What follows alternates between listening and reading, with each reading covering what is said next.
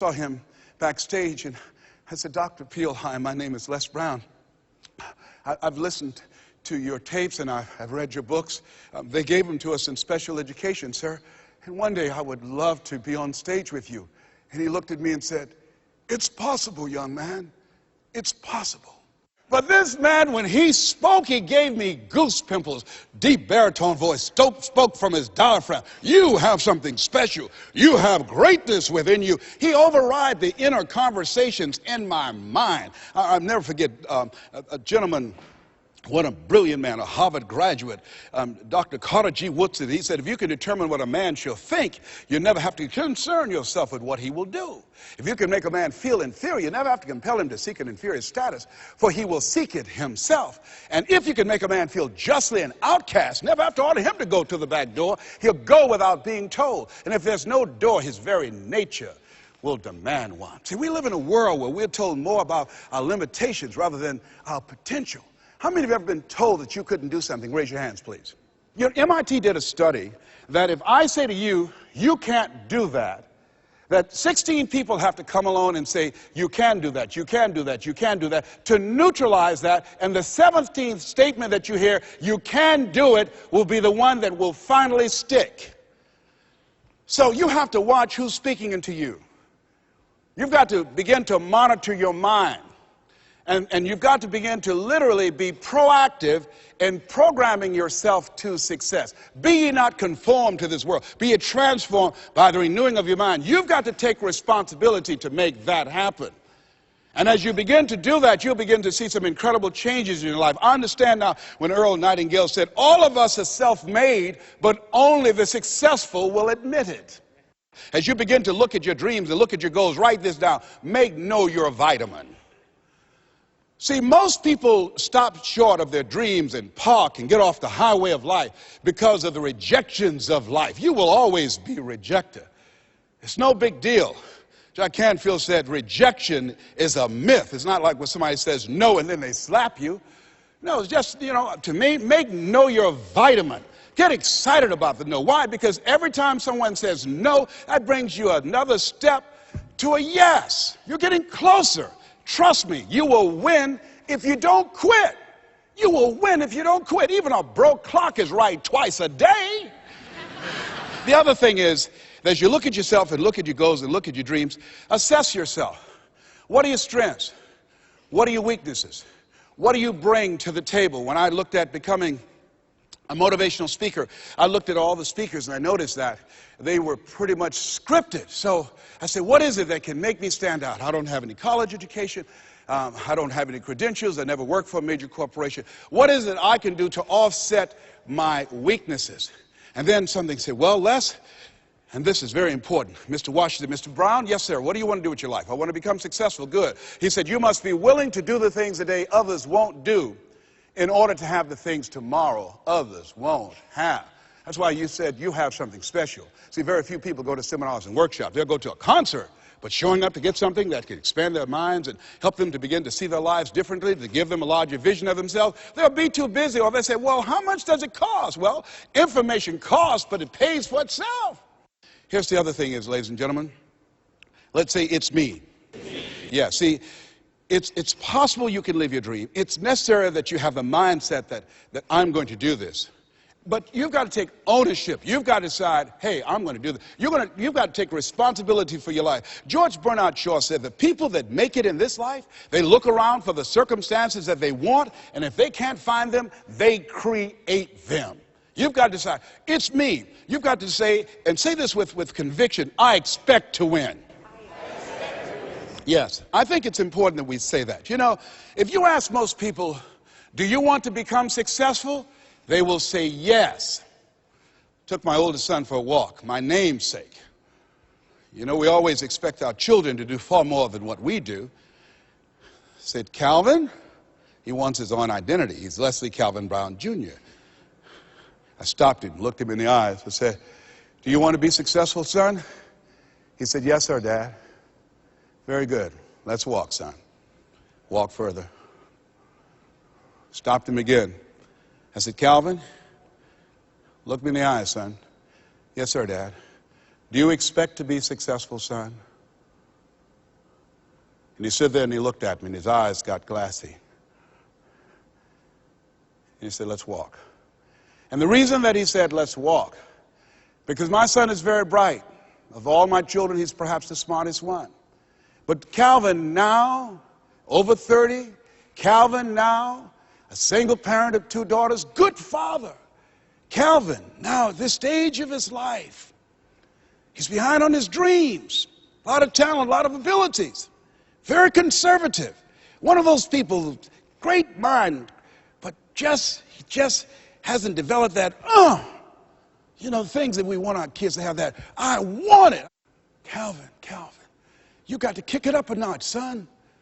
You never thought you'd be in your 30s. You got to kick it up a notch. You got to increase your energy in order to live your dreams. You can't be casual about your dreams. Bill Bailey said, if you're casual about your dream, you'll end up a casualty. Shake someone's hand on your right and left and say, kick it up a notch. Yes. You got to kick it up a notch. What is it you bring? And whatever you bring, you've got to kick it up a notch. What is your signature as you look at where you want to go and what it is you want to do? As you look at your product or your services, repeat out to me, please, provide more service than you get paid for. Yeah, see, that becomes your signature. When you look at your goals and look at where you want to go, at your products, at your services, at your industry, you want to set some high standards for yourself. I like what Henry David Thoreau said, do not go where the path may lead, but go where there's no path and leave a trail. How is it that your industry will be done differently 5 years from now, 10 years from now? What is your reputation in your industry? When you come into a room and you leave, what's the scuttlebutt about you? Do people say, hey, that's a go-to person. That's a person, if you ask them to do that job, you're talking about the job being done. It will be done extremely well.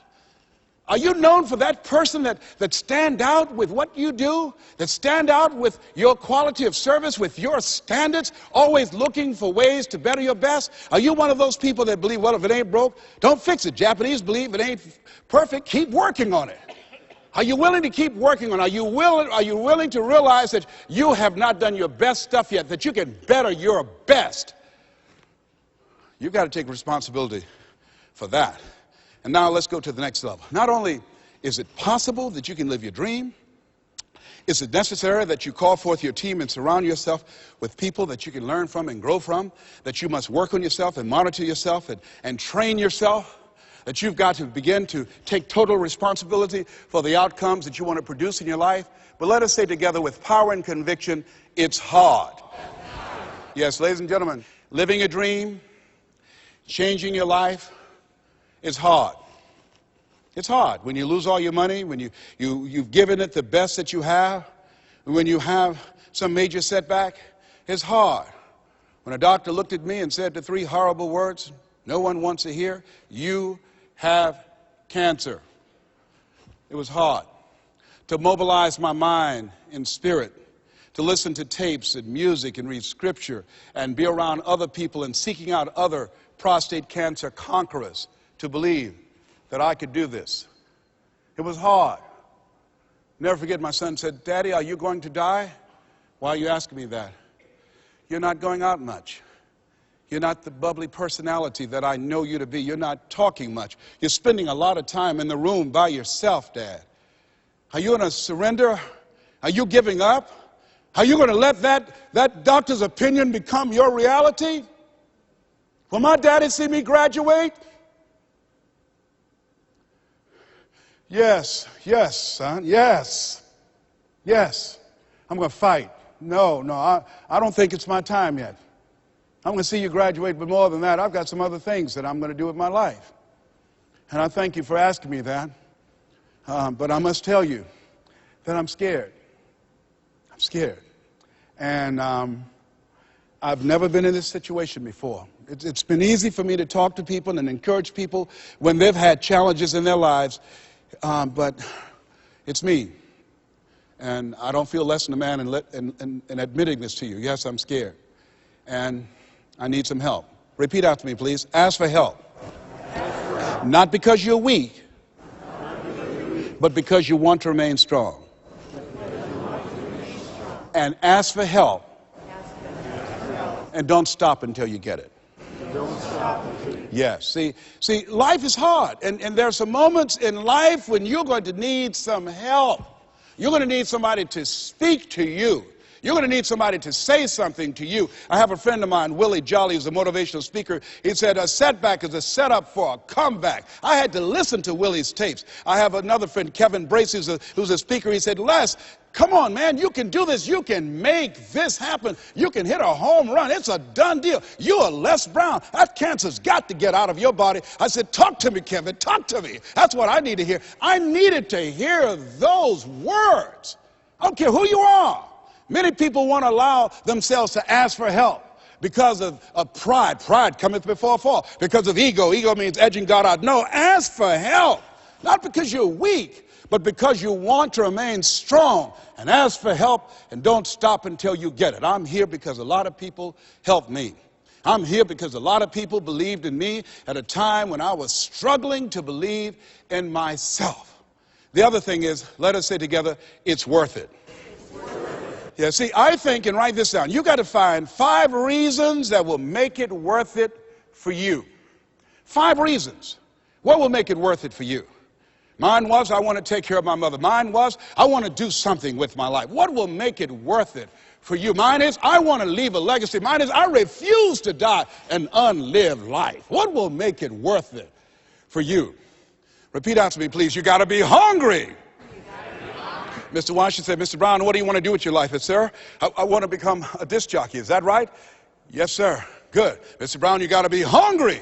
He said, I want you to listen to Paul Harvey. He's the world's greatest communicator. Always find a coach or mentor, someone that's doing what it is you want to do. Watch them. Listen to how he does the rest of the story. Listen to his voice. Mr. Brown, develop your mind and develop your communication skills, because once you open your mouth, young man, you tell the world who you are. And don't forget, Mr. Brown, you got to be hungry. Take the time to develop yourself. So I started training and working on myself. And then pretty soon I came to him. I said, sir, I've been working on myself. I've done the things that you told me to do. I listen to Earl Nightingale all the time and Zig, and I've been reading Dr. Norman Vincent Peale's book, and I'm ready. I practice every day 2 and 3 hours, sir. Is that right? Yes, sir. Very good, Mr. Brown. You got to be hungry. I said, why do you continue to say that? Sir, people that are hungry are unstoppable, Mr. Brown. People that are hungry, no excuse is acceptable. Go out and face the music, young man. And don't forget, stay hungry. And know your vitamin. I went to apply for a job on Miami Beach. Milton Butterball Smith was the program director. Hello, Mr. Butterball. How are you, sir? My name is Les Brown, sir. I like to be a disc jockey. He said, young man, you have any journalism in your background? No, sir, I don't. You have any experience in broadcasting? No, sir, I don't. He said, I'm sorry, we don't have any job for you. I went back and I told Mr. Washington. I was devastated. I said, Mr. Washington. They said, no, they wouldn't even allow me to audition for them, sir. Mr. Brown, don't take it personally. I told you, know your vitamin. Most people are so negative, they have to say no 7 times before they say yes. Be unstoppable, Mr. Brown. You got to be hungry. Go back again. Yes, sir. Hello, Mr. Butterball. How are you, sir? My name is Les Brown, sir. I like to be a disc jockey. Young man, weren't you here yesterday? Yes, sir, I was. Didn't I tell you no yesterday? Yes, sir, you did. Then why are you back today? Well, sir, I didn't know whether or not somebody was laid off or somebody was fired, sir. Nobody was laid off or fired. Now get on out of here. I came back the next day. Hello, Mr. Butterball. How are you, sir? My name is Les Brown, sir. I like to be a disc jockey. I know what your name is. Weren't you here the last 2 days? Yes, sir, I was. Didn't I tell you no the last 2 days? Yes, sir, you did. Then why are you back today? Well, sir, I didn't know whether or not someone got sick because someone died, sir. No one got sick or died. No one was laid off or fired. Now, don't you come back here again. I came back the next day talking loud, looking happy like I see you for the first time. Hello, Mr. Butterball. How are you? He looked at me with rage. He said, go get me some coffee. I said, yes, sir. So I became the errand boy for the disc jockeys. I'd go get their lunch and their dinner, and I'd stand in the control room, memorizing their hand movements on the control board and all the instruments, learning everything that I could because I expected to be behind that microphone. Then one day, it was a Saturday afternoon, and a disc jockey by the name of Rockin' Roger was drinking while he was on the air. Rockin' Roger got so drunk, he started slurring his words. He was about to fall off the chair. He obviously could not complete his program. And there I was, looking at him through the control room window. A Saturday afternoon, I was the only one there, young, ready, and hungry, walking back and forth saying, drink, rock, drink. Drink, rock. I'd have gone and get him some more if he'd asked me to. Then pretty soon the phone rang. It was the general manager, and I answered the phone. I said, hello? He said, young boy, this is Mr. Klein. I said, I know. He said, Rock can't finish his program. I said, I know. He said, would you call one of the other DJs in? I said, yes, sir. I hung the phone up. I said, you must think I'm crazy. I called my mom and my girlfriend, Cassandra, and said, y'all come out on the front porch and turn up the radio. I'm about to come on air. I waited for about 20 minutes, and I called him back. I said, Mr. Klein, I can't find nobody. He said, young boy, you know how to work the controls? I said, yes, sir. He said, go in there and segue the records, but don't say nothing here. I said, yes, sir. I couldn't wait to get old Rock out of the way. I put on a fast record. I said, look out, this is me, LB, Triple P, Les Brown, your platter playing papa. There were none before me and there will be none after me. Therefore, that makes me the one and only. Young and single and love to mingle, certified, bona fide, doubly qualified to bring you satisfaction and a whole lot of action. Look out, baby, I'm your love man. I was hungry.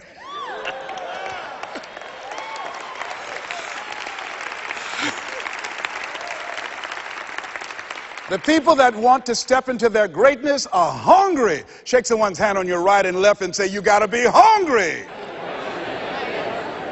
What is your legacy? What will your statement be?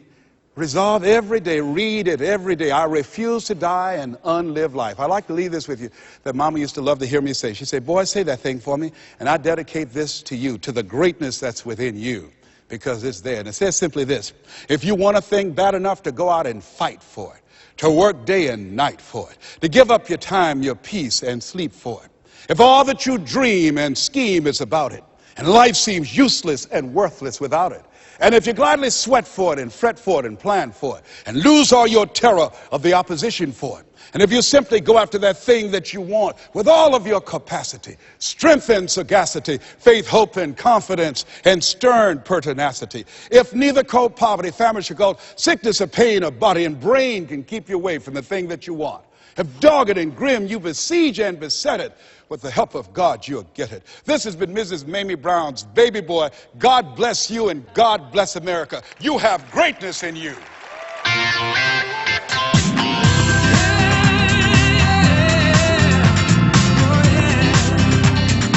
We hope you've enjoyed this special presentation of Les Brown's Step Into Your Greatness. If you would like to own a copy of this program or any of Better Life Media's programs, please visit our website at betterlifemedia.com, where you'll find all types of valuable life improvement information.